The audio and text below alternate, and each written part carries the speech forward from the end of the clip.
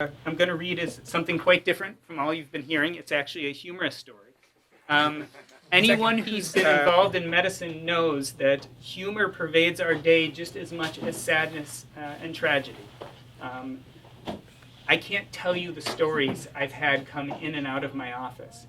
One I like to mention is once I was practicing here in Evanston, and I grew up in Evanston, and as the lady walked into my office, I realized that this was someone that I went to middle school with.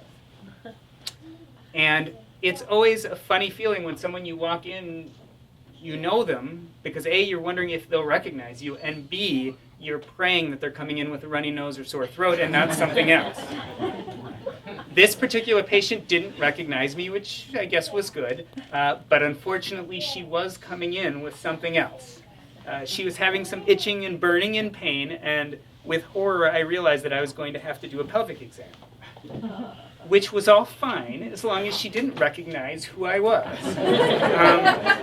So I was knee-deep in this pelvic exam, and she was chatting away and talking about, she really could talk. She was talking about basically her stay at school, because she was a teacher, and talking about the kids, and then she broke up with, didn't we go to school together? The actual story I'm going to tell here was another kind of riff on a story that happened in real life.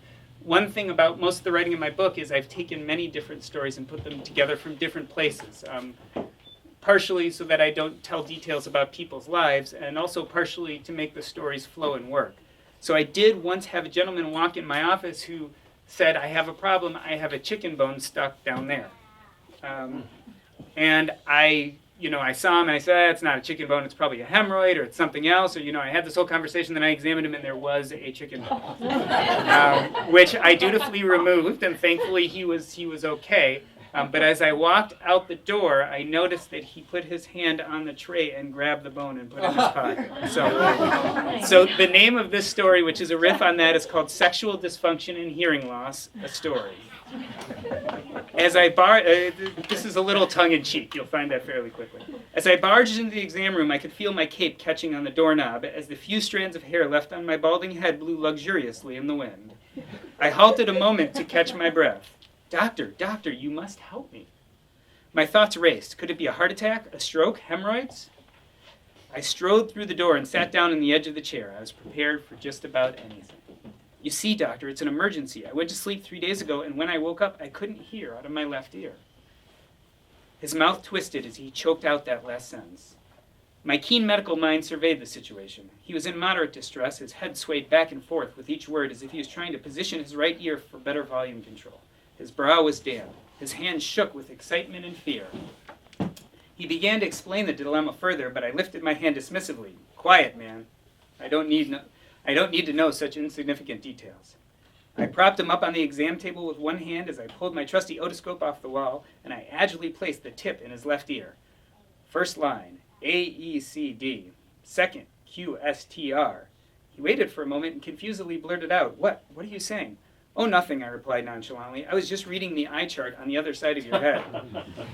Just as I expected. Even through the otoscope, I have perfect vision. He swayed in his chair as I finished the exam. It appears you have an obstruction. Nurse, get me the irrigation tray. I filled the syringe with scalding hot water and draped his shoulders with a gown. After 5 or 6 vigorous sprays, a small blue pill fell out of his ear and onto the exam table. I picked it up and examined it. Why, it's a Viagra pill.